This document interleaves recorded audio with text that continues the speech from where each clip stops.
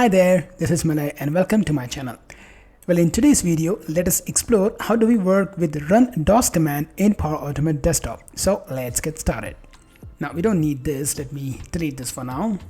Drag and drop run DOS command. So DOS commands are the classic DOS commands which we had in the initial days of Windows.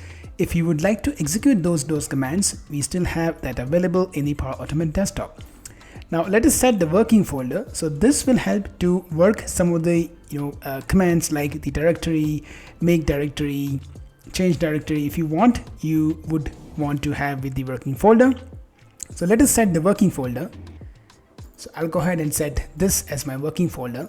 And the command that we're going to be writing is first ipconfig to know about the IP config of the machine, although that has nothing to do with the working folder, but I have just set it so that in the future we will use the other commands where we will use the working folder. Click on save.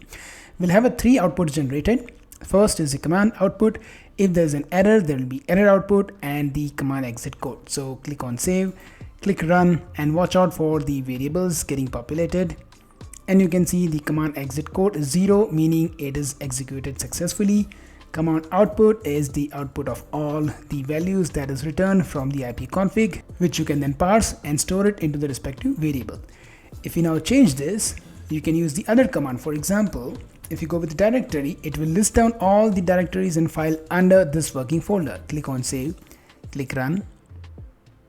Let's wait for that to complete, and in the command output you will be able to see that it lists down all the files and the total size of the files, total directories in the working folder. You can also go ahead and create the folders. For example, here you can go for make dir, which is make directory. I will say folder created from PAD, which should appear here.